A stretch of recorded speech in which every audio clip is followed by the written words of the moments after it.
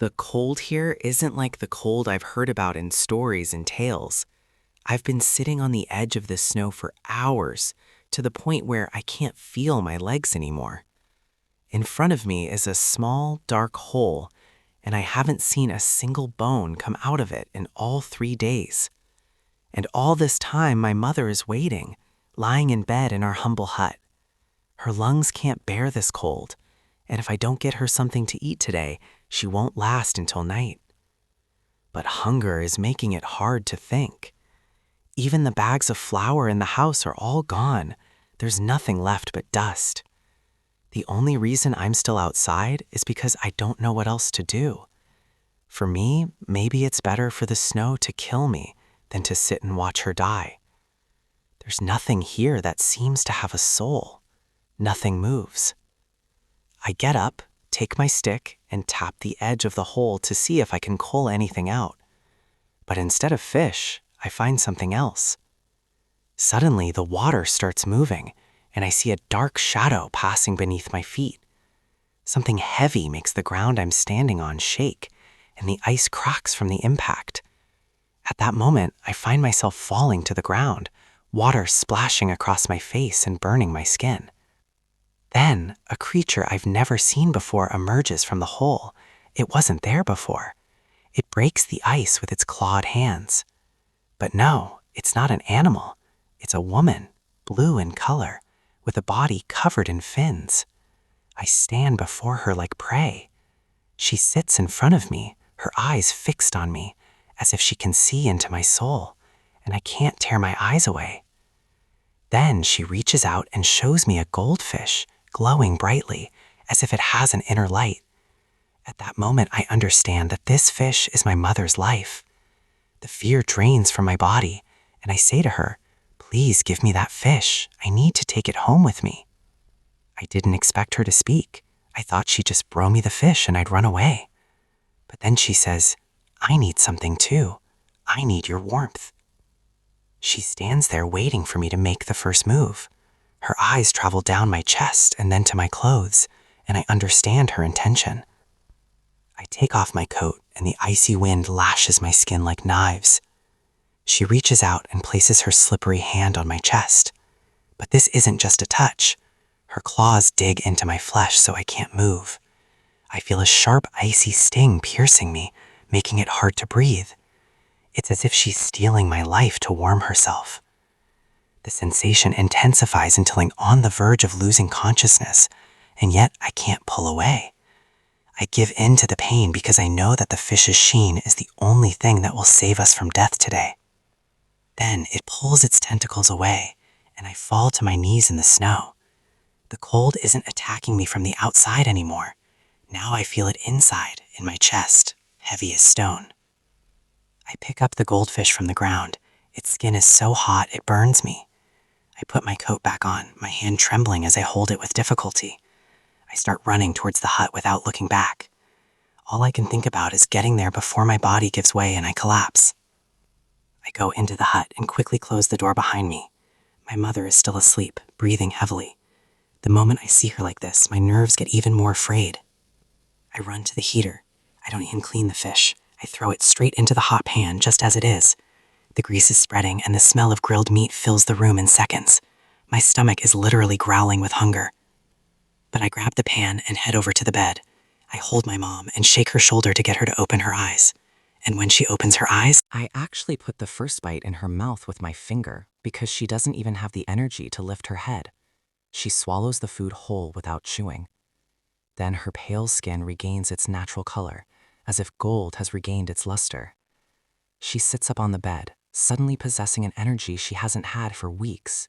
She takes the pan from my hand to eat the rest, and I stand there watching her devour the fish with terrified speed, as if the illness is vanishing before my eyes. After she finishes, she collapses from exhaustion and falls into a deep sleep, as if she hasn't slept in years. And I sit in front of the fire, trying to warm myself. I put my hand close to the flames to feel the warmth, watching the wood burn and my skin redden, but I don't feel anything. The warmth doesn't penetrate me. I spread my hands and look around, then sit back and watch her sleep. At dawn, she gets out of bed as if she's completely recovered, moving around the house as if she'd never been sick. But around noon, while she's sweeping, she coughs violently and starts to feel unwell, trying to lean on the broomstick for support. I rush to catch her, and I notice her fever is back. She looks at me fearfully, and the medicine is finished.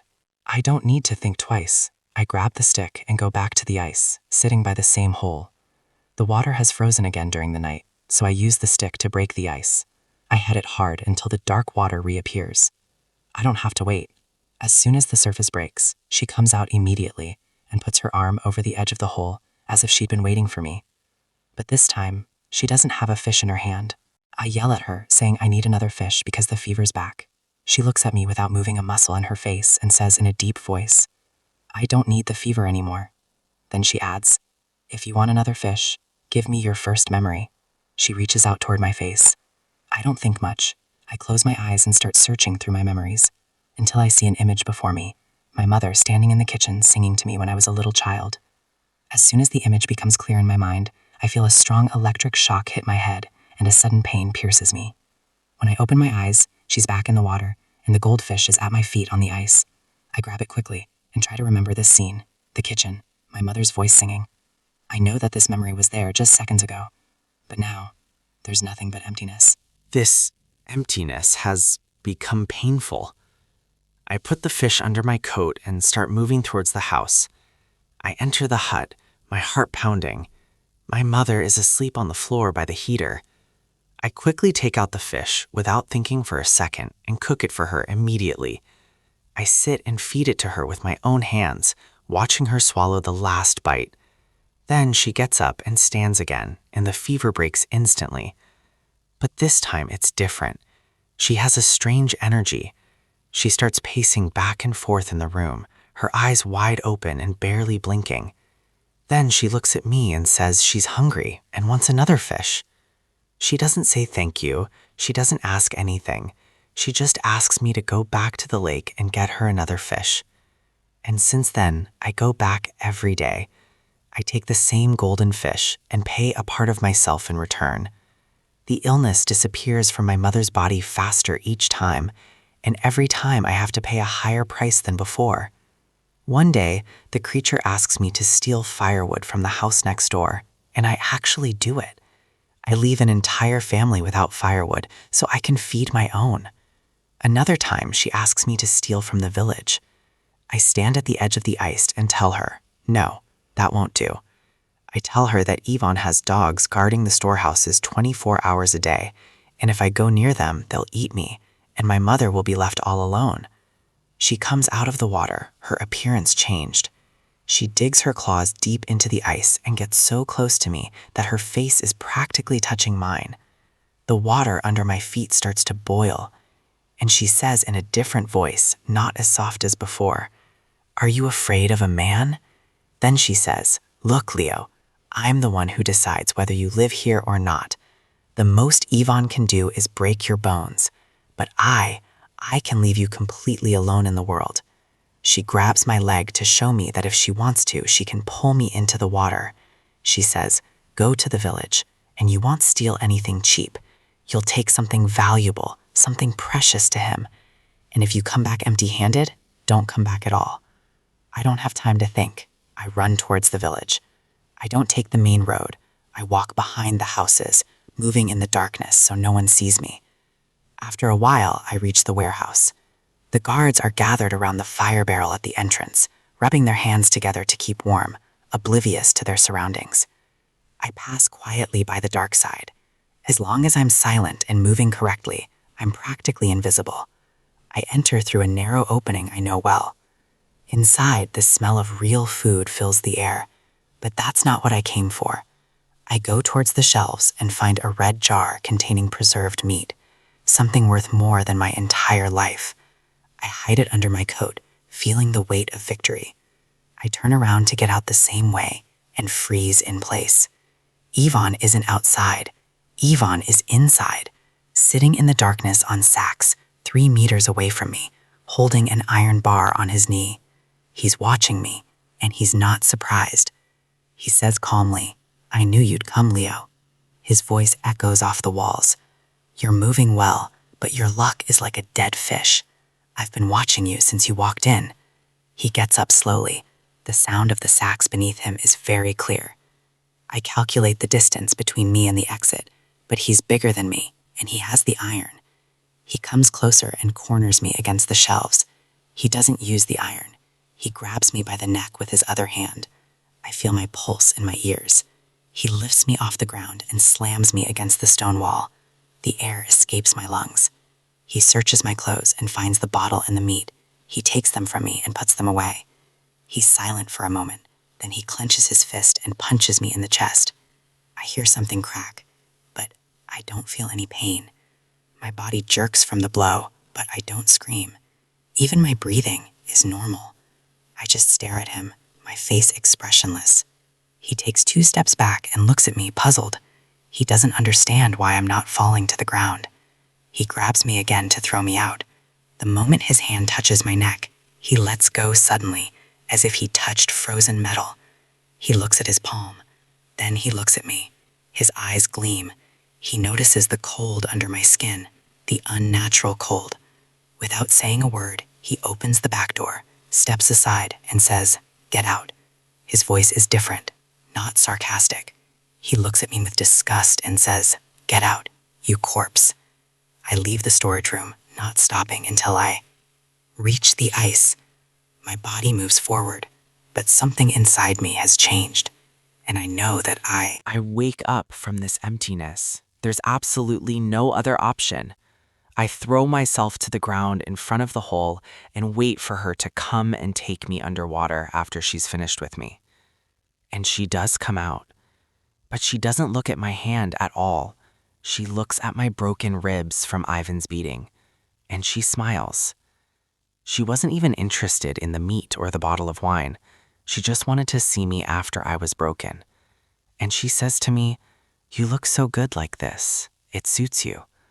And she throws the fish onto the ice without asking me for anything else and goes back into the water.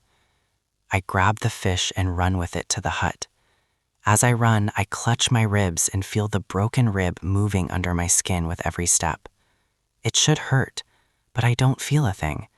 It's like I'm touching a stranger's body. I go into the hut and immediately put the fish in the oil. My mother doesn't ask me why my clothes are torn or why I'm hurt. Her eyes are only on the pan.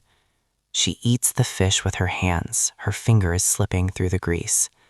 I stand in the darkness, thinking about my hatred for Ivan, watching her transform into something that thinks of nothing but food. She cleans her mouth and falls asleep right away. She snores as if her chest is full of water. The fish's heat makes her sweat in her sleep, so she pushes off the old blanket covering her. I go closer to cover her again and freeze. Her dark skin is gone. In its place, smooth, shiny fins that reach all the way to her feet. I touch them with my fingertips, cold and dry. I make sure they are indeed fins. They are blue, like the kind that comes out of a lake. I backed away until my back hit the wall.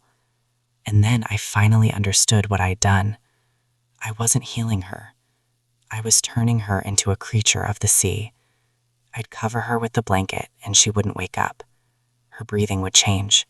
It would become slow and deep, as if she were in hibernation. I'd stay awake all night watching her from under the cloth. At dawn, I'd try to wake her to give her water, but she wouldn't respond. Her eyes were open, staring at the ceiling, a thin layer of ice covering her eyelashes. She wasn't speaking, and she wasn't asking for food. She was just sleeping, waiting. Her temperature would drop further with time, but she was still alive. And then I'd understand. The fish wasn't just healing her, it was turning her. I stormed out of the hut, stick in hand. I went to the lake, determined not to return until I knew all the answers. I arrived and I pounded the water with the stick until it broke. And finally, she comes out, calmly. My anger doesn't bother her. This time, I'm the one who speaks. What happened to my mother? Why is she changing? And why doesn't she recognize me anymore? She shakes her head with an unsettling calm, like someone explaining something simple to a child. And she says, "I'm saving her. Your world is too cold for people like you. I'm giving her a body that can withstand this cold, a body that doesn't need firewood or bread. Didn't you want her to live forever? I stand paralyzed. I ask her, live, but not human? So you're going to take her with you into this black hole? I yell at her and say that wasn't the agreement. I wanted her to heal, not change. Her smile disappears. Her hair turns to ice. The water around her gets even darker. She says, the change has already begun. If you stop giving her the medicine, her body will break down before nightfall. She needs this final change to live. Either she becomes like me, or she turns to dust. She hands me another fish, bigger and brighter than all the previous ones. I take it, feeling it burn my skin. I turn to leave, and suddenly I hear a sound. My sense of hearing has become stronger. I hear boots trying to walk slowly on the snow. Someone is walking behind me from the village. I freeze. The sound is coming from between the rocks. I don't run. I hold the fish to my chest, hiding its light under my coat. And finally, Ivan emerges from behind a high snowdrift. He's not alone. He's with 2 of his men. They block the path towards the hut. They move silently, like they're cornering prey. Ivan looks at the hole, then at me. So this is the story? His voice is cold and greedy. For weeks you've been eating fish, and we've been chewing on leather boots. All this time you had a gold mine under your feet. One of his men grabs my arm and forces me to kneel on the ice. The other one approaches the pit, holding a hook like a spear. Ivan stands by me, waiting to see. The man gets close to the black water and looks inside. The world goes completely silent. He waits and sees nothing. He turns to us and says, "There's nothing here, boss." Suddenly, a blue hand emerges from the water. It grabs him by the neck. It pulls him into the pit. Everything happens in an instant. His head hits his head. His neck snaps, and he disappears beneath the surface. The water becomes calm again, as if nothing happened. The man holding me screams, "Let's go," and runs away. Ivan steps back, holding the iron mace, and looks at the pit with genuine terror. I don't wait. I run towards the hut. No one calls me. No one stops me. Their fear of what's under the snow is greater than their greed. I keep running until I see the hut door. I pull out the fish and hold it to my chest, as if it were my life, right now. I reach the hut. I find 2 footprints in the snow. Clearly someone just went inside, and the tracks seem to have been dragged towards the village. I don't scream. I don't cry. I don't waste time. I follow the tracks straight ahead. I go to the only place where Ivan feels safe, the old stone storeroom. I go in without knocking. The heat hits me the moment I enter. The oven is on full blast. I find my mother sitting in the middle of the room, tied to a chair, dangerously close to the fire. Her head is held high, her skin dry and pale from the intense heat. Ivan stands beside her. His hand is on her shoulder, and in his other hand he holds a knife. And the huge man is standing by the door, blocking the way. Ivan smiles a sardonic smile and says, "I told you, Leo, we're very shrewd people. I knew you'd come back." I take a step forward and say to him, "Leave her alone. She has nothing to do with what's happening." He replies coldly, "I want the fish you have. You saw the one by the lake, and I want it again. And you're the only one this creature won't kill. You'll bring it here, alive. I need to know how to tie it up properly." He moves the knife closer to my mother's throat. "If you go back alone or make any move, I'll throw your mother in the oven." I look at my mother. She's breathing with difficulty.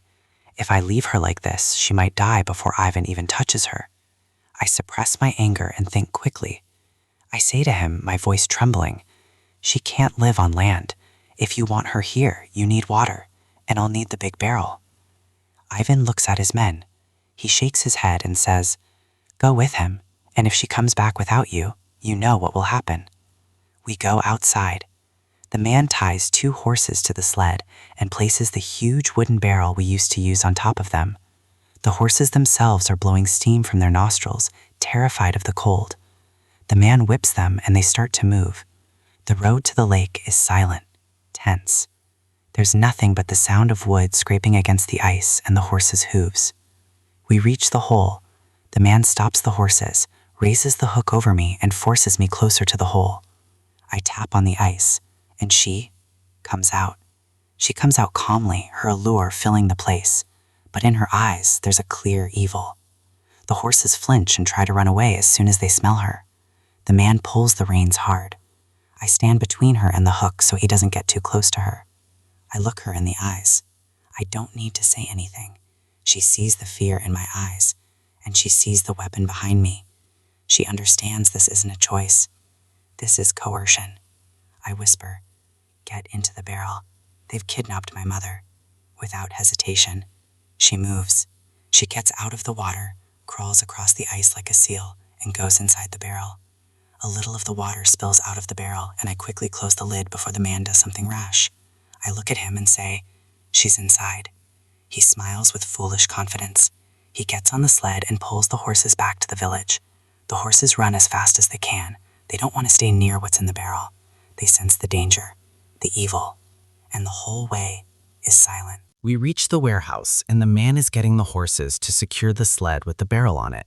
At that moment, Ivan laughs nervously, his eyes gleaming with greed, thinking about the money he'll make from this creature. He moves away from my mother to get closer to the barrel in front of him, grabs the knife, looks at me, and says, "Open the barrel. I want to see the gold mine." I approach the barrel, glance at Ivan, then at my mother. Finally, I put my hand on the lid and say in a low voice, "You asked for this." The moment I lift the lid and drop it to the ground, the barrel doesn't just open, it explodes. The creature bursts out, leaps towards the ceiling, and the air around us freezes with terror. In an instant, it attacks the man before he can even raise the weapon in his hand. This time, he didn't use magic or ice. He used only his claws. We hear the sound of clothes being torn and flesh being cut, and the man falls to the ground, bleeding. And Ivan? He remains standing in place, unable to move. The creature stares at him, and his magic transforms before his eyes into a terrifying human form.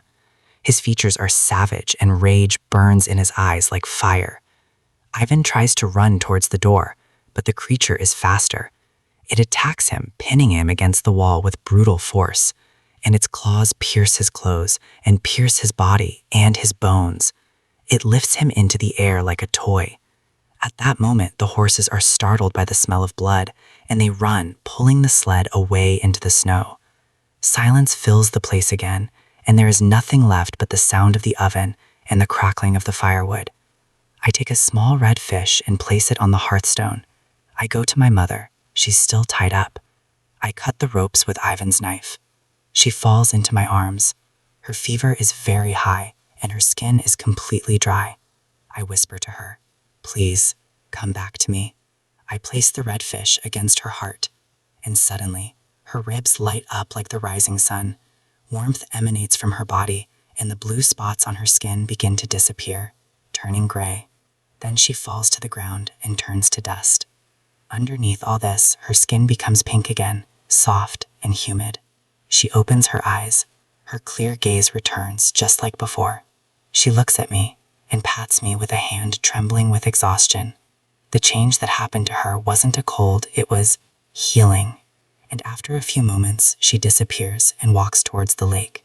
And I prefer to stay where I am, snuggled up with my mom by the warmth of the oven. I know winter is still harsh outside, but the fear is gone forever. And that's the end of our story for today. Stay tuned for new videos and summaries. Peace.